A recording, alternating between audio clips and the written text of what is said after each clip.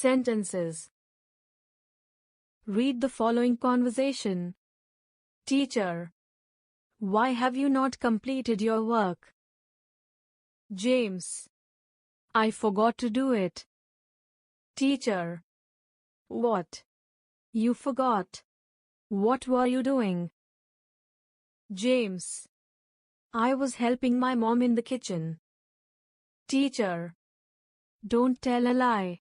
I want you to complete your work before lunch break. Saying this, the teacher leaves the class. All students to James, may God save you from the teacher today. In the above conversation, we can read all kinds of sentences you have studied in the previous classes.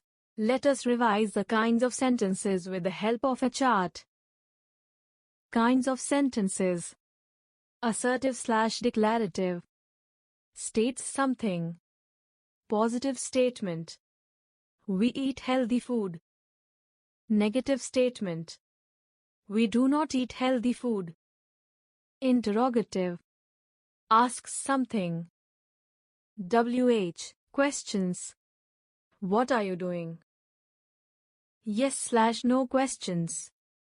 Do you like to play football? Imperative requests. Orders or advices. Request, please get me a glass of water. Order, open the windows. Advice, respect your elders. Exclamatory, expresses a strong feeling. How beautifully students have decorated the class. Quick tip. Assertive or declarative sentences that make positive statements are called affirmative or positive sentences, and those that make negative statements are called negative sentences. In an interrogative sentence, the auxiliary verb is placed before the subject. To locate the subject of an interrogative sentence, turn it into an assertive one. The subject you is understood in imperative sentences. Please is used at the beginning of the sentence, while making requests. Tag questions. Look at the following expressions. A. He is the best singer, isn't he? B. They were not playing well, were they?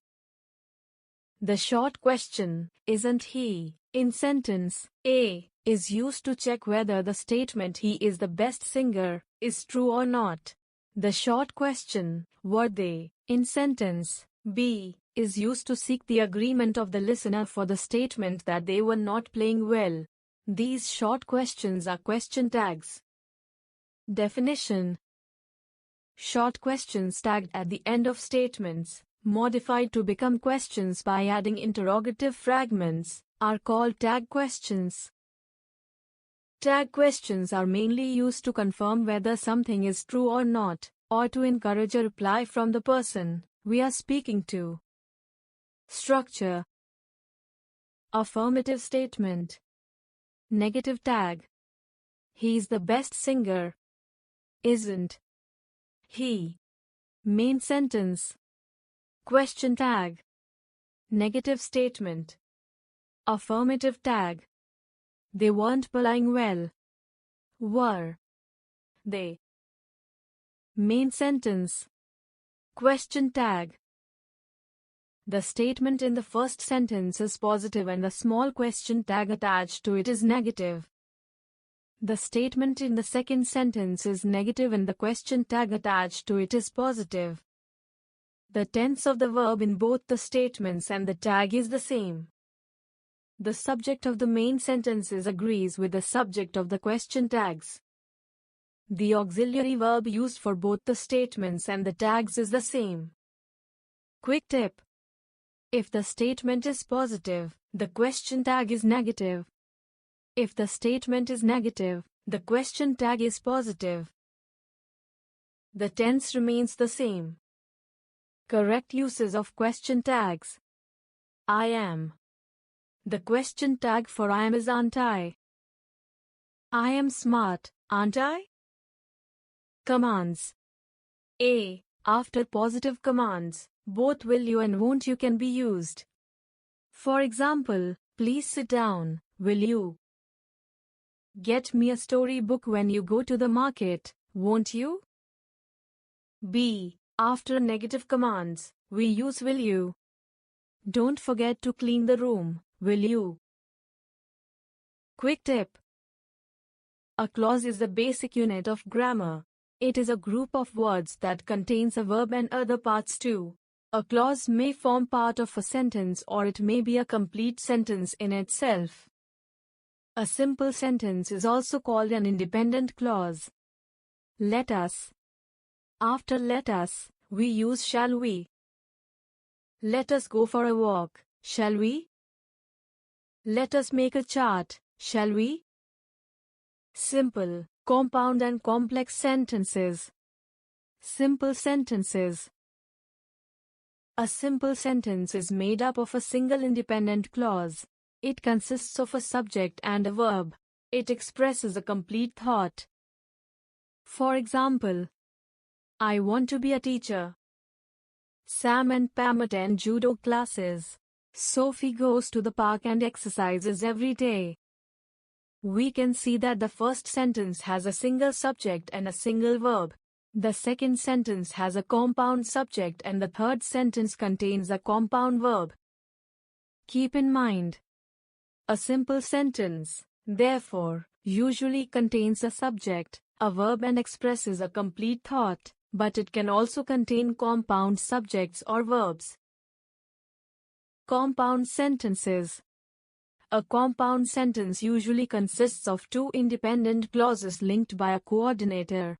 Some of the important and frequently used coordinators are for, and, nor, but, so, while, or and yet. Except for short sentences, coordinators are preceded by a comma. For example, I am going to the shop, for I have run out of sugar. I have never been to France, nor have I been to Canada.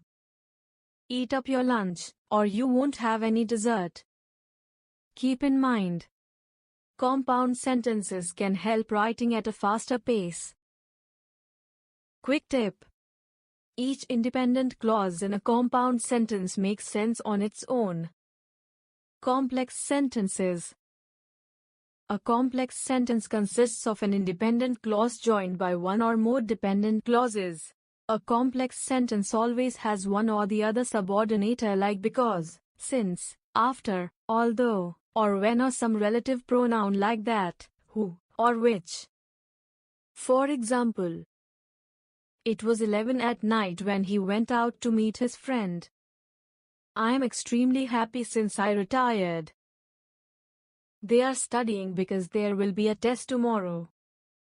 Although she was considered intelligent, she failed all her exams.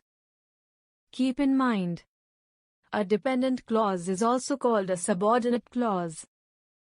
Keep in mind, when a complex sentence begins with a subordinator, a comma is required at the end of the dependent clause. When the independent clause begins the sentence with a subordinator in the middle, no comma is required.